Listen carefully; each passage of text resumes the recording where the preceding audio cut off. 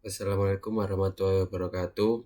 Kami dari kelompok 5 akan mempresentasikan hasil diskusi kami tentang perencanaan pembangunan daerah. Sebelumnya, kami akan perkenalkan anggota kelompok kami. Yang pertama ada Naufal Arif, NPM 268. Yang kedua ada Fikri Azari, NPM 270. Dan yang ketiga ada Fawaz Zakaria, NPM 284. Dan yang terakhir ada Canta Nandiwardana, NPM 291. Pokok perencanaan pembangunan daerah. Setidaknya ada 3 unsur dasar dari perencanaan pembangunan ekonomi daerah jika dikaitkan dengan hubungan pusat dan daerah. Yang pertama, perencanaan pembangunan ekonomi daerah yang realistik memerlukan pemahaman yaitu tentang hubungan antara daerah dan lingkungan nasional di mana daerah tersebut merupakan bagian dari keterkaitan secara mendasar atas keduanya dan konsekuensi akhir dari interaksi tersebut. Yang kedua, sesuatu yang tampak baik secara nasional belum tentu baik untuk daerah, dan sebaliknya, yang baik untuk daerah belum tentu baik untuk secara nasional. Yang ketiga, perangkat kelembagaan yang tersedia untuk pembangunan daerah. Misalnya, administrasi, proses pengambilan keputusan, dan otoritas biasanya sangat berbeda pada tingkat daerah dengan tingkat pusat. Selain itu, derajat pengendalian kebijakan sangat berbeda pada kedua tingkat tersebut. Oleh karena itu, perencanaan daerah yang efektif harus bisa membedakan apa yang seyogyanya dilakukan dan apa yang dapat dilakukan dengan menggunakan sumber daya pembangunan sebaik mungkin dan benar-benar dapat dicapai, dan mengambil manfaat dari informasi yang lengkap yang tersedia pada tingkat daerah karena ada kedekatan para perencanaannya dengan objek perencanaannya.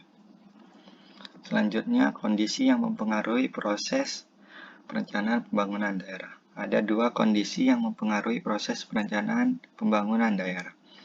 Yang pertama yaitu tekanan yang berasal dari lingkungan dalam negeri maupun luar negeri yang mempengaruhi kebutuhan daerah dalam proses pembangunan perekonomiannya. Yang kedua, kenyataan bahwa ekonomian daerah dalam satu negara dipengaruhi oleh setiap sektor. Misalkan beberapa daerah mengalami pertumbuhan pada sektor industrinya sedangkan daerah lain mengalami penurunan. Inilah yang menjelaskan bahwa perbedaan perspektif masyarakat daerah mengenai arah dan makna pembangunan daerah. Materi selanjutnya adalah tahap-tahap perencanaan pembangunan daerah. Menurut Blakely tahun 1989 ada 6 tahap dalam proses perencanaan pembangunan ekonomi daerah. Tahap pertama yaitu memiliki tugas pengumpulan dan analisis data, penentuan basis ekonomi, analisis struktur tenaga kerja, evaluasi kebutuhan tenaga kerja, analisis peluang dan kendala pembangunan, dan yang terakhir analisis kapasitas kelembagaan. Tahap yang kedua memiliki tugas pemilihan strategi pembangunan daerah, penentuan tujuan dan kriteria. Yang ketiga, penentuan kemungkinan tindakan, penyusunan target strategi. Tahap ketiga dan tugasnya yaitu pemilihan proyek-proyek pembangunan, identifikasi proyek potensial, dan penilaian kelayakan proyek. Tahap yang keempat, tugasnya pembuatan rencana tindakan, pra-penilaian hasil proyek, pengembangan input proyek, penentuan alternatif sumber pembiayaan, identifikasi struktur proyek. Tahap yang kelima, tugasnya penentuan rincian proyek, pelaksanaan studi kelayakan secara rinci, penyiapan rencana bisnis atau business plan, dan yang terakhir pengembangan monitoring dan pengevaluasian program. Tugas yang terakhir dan tugas keenam, persiapan perencanaan secara keseluruhan dan implementasi, penyiapan schedule implementasi rencana proyek, target dan marketing aset masyarakat, dan yang terakhir pemasaran kebutuhan keuangan. Sumber daya perencanaan lingkungan untuk pembangunan daerah. Pembangunan ekonomi adalah suatu proses di mana satu masyarakat menciptakan suatu lingkungan yang mempengaruhi hasil-hasil pembangunan ekonomi seperti kenaikan kesempatan kerja, dan pertumbuhan ekonomi. Lingkungan yang dimaksud sebagai sumber daya perencanaan meliputi lingkungan fisik, peraturan, dan perilaku. Blacklist 1998-75-77. Dalam menciptakan lingkungan yang sehat, pemerintah daerah menggunakan sumber daya pembangunan yang utama.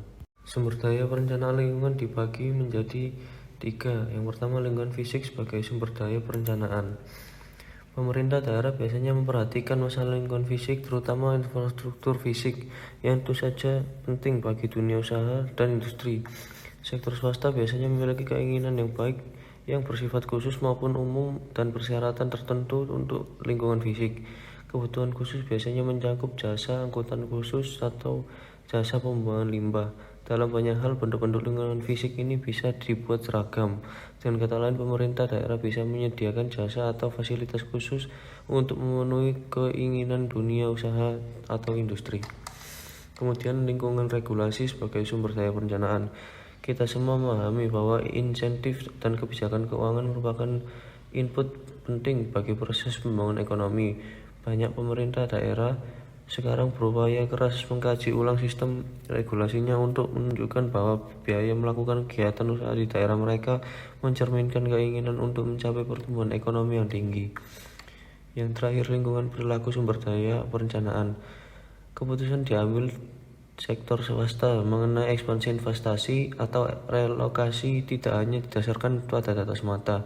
Dalam kenyataannya, keputusan akhir akan sangat dipengaruhi juga oleh semacam feeling atau judgement investor mengenai reaksi masyarakat daerah calon lokasi investasi. Dunia usaha seringkali tidak akan memilih suatu daerah tertentu karena penduduknya dikenal, misalnya bersikap anti bisnis. Demikian juga turis mancanegara tidak akan datang lagi ke suatu daerah pariwisata bila masyarakat di lokasi objek wisata tidak kondusif atau bersahabat, misalnya banyak copet, cindera mata amat mahal, tidak ada makanan yang enak dan bersih.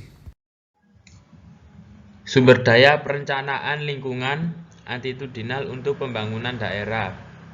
Pembangunan ekonomi daerah adalah suatu proses di mana pemerintah daerah dan masyarakatnya mengelola sumber dayanya yang ada dan membentuk suatu pola kemitraan antara pemerintah daerah dengan sektor swasta untuk menciptakan suatu lapangan kerja dan merangsang perkembangan kegiatan ekonomi atau pertumbuhan ekonomi di dalam wilayah tersebut. Masalah pokok dalam pembangunan daerah adalah terletak pada penekanan terhadap kebijakan-kebijakan pembangunan yang didasarkan pada kekhasan daerah yang bersangkutan dengan menggunakan sumber daya potensi manusianya, kelembagaannya, dan sumber daya fisik secara lokal. Orientasi ini mengarahkan kita kepada pengambilan inisiatif-inisiatif yang berasal dari daerah tersebut dalam proses pembangunan untuk menciptakan kesempatan kerja baru dan merangsang peningkatan kegiatan ekonomi.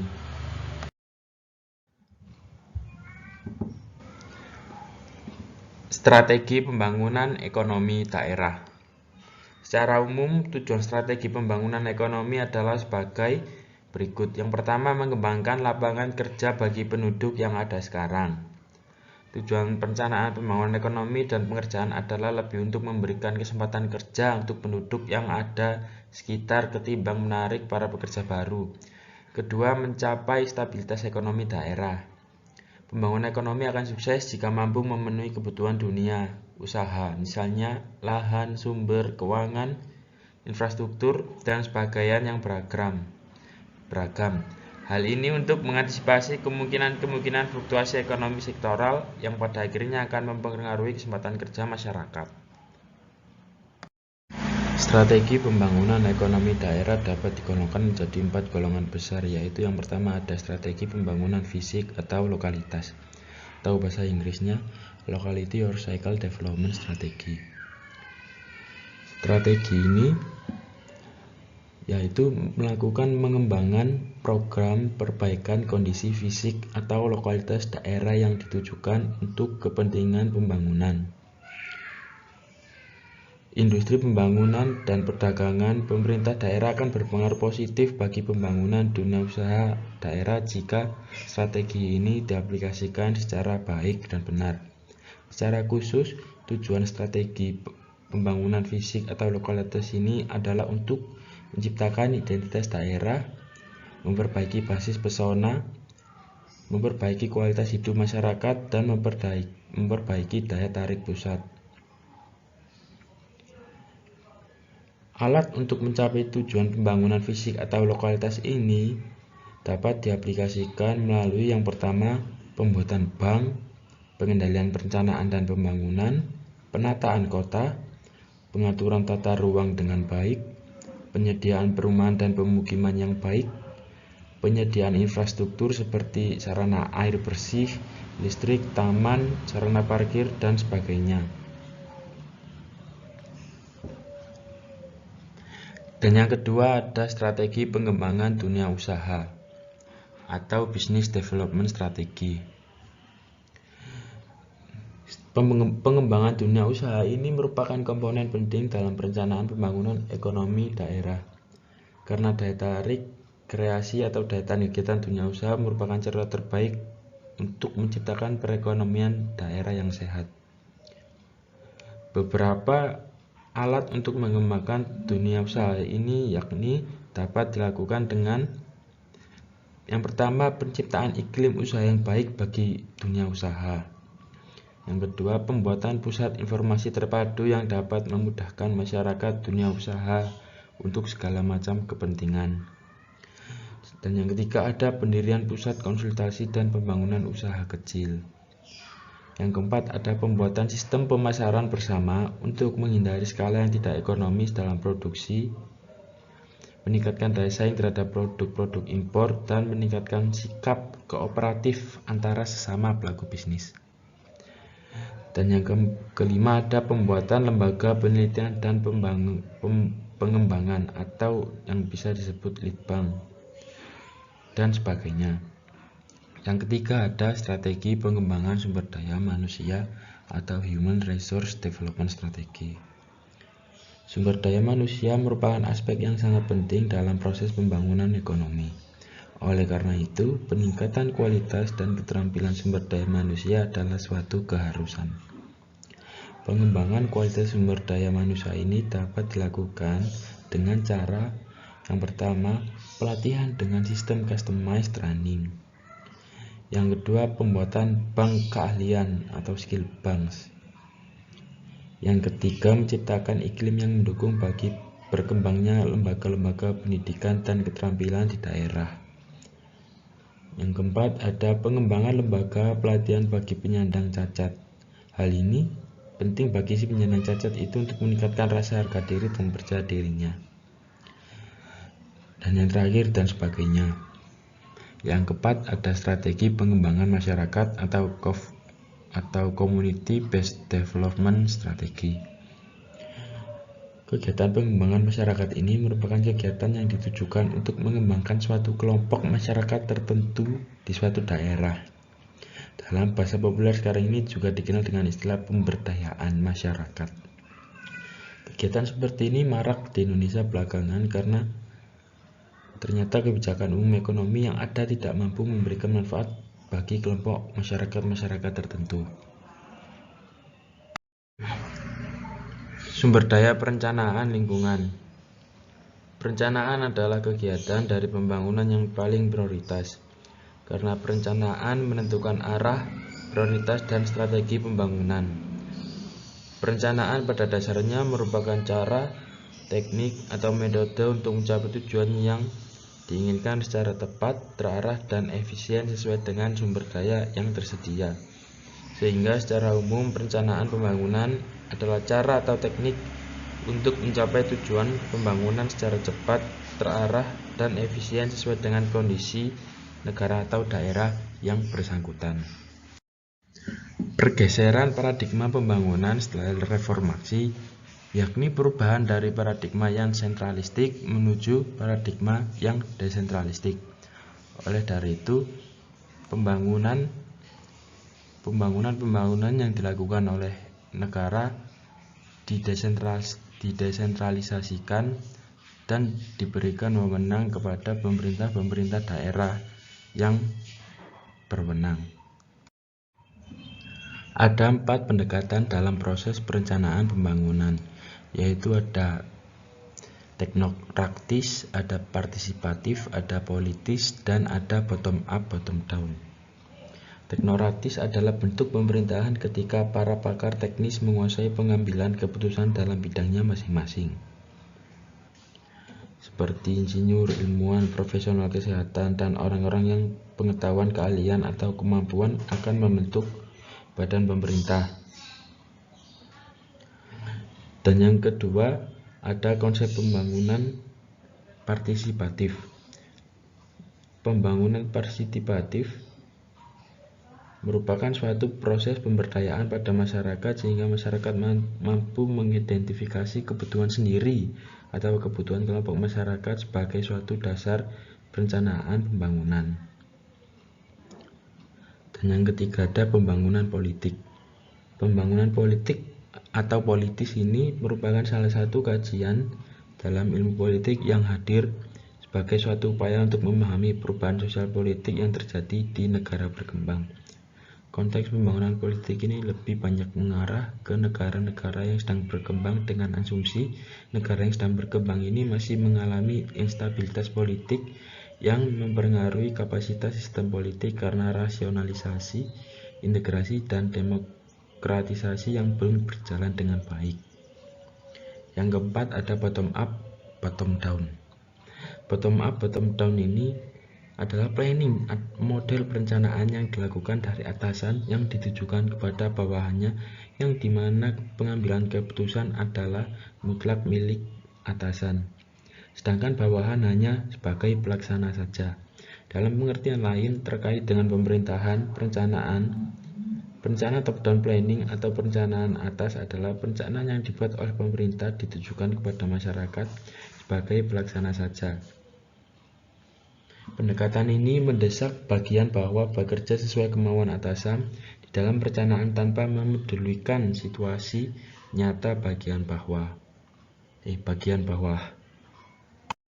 Setelah strategi dan perencanaan pembangunan, juga terdapat dokumen-dokumen perencanaan pembangunan. Dokumen perencanaan pembangunan dikategorikan menjadi 3. Yang pertama RPJP, yaitu Rencana Pembangunan Jangka Panjang Nasional, atau yang disingkat RPJP Nasional, adalah dokumen perencanaan pembangunan nasional untuk periode 20 tahun. RPJP Nasional untuk 2005 sampai dengan 2025 diatur dalam Undang-Undang Nomor 17 Tahun 2007. Pelaksanaan RPJP Nasional 2005 sampai 2025 terbagi dalam tahap-tahap perencanaan pembangunan dalam periodisasi rencana pembangunan jangka menengah 5 tahun. Yang kedua ada RPJM.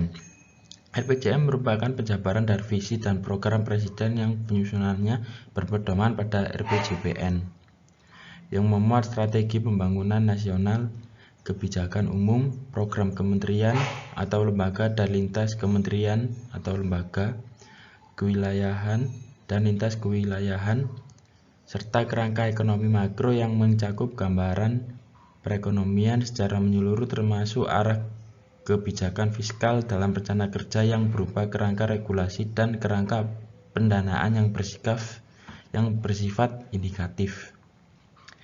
Dan yang terakhir ada RKP atau Rencana Kerja Pemerintah. RKP Desa adalah salah satu dokumen perencanaan yang memuat pokok-pokok kebijakan pembangunan desa dan menuntun ke arah tujuan mencapai visi dan misi desa. Jadi RKP ini hanya rencana kerja pemerintah yang diberi wewenang oleh pemerintah pusat. Proses perencanaan di Indonesia pasca UU Nomor 25 Tahun 2005.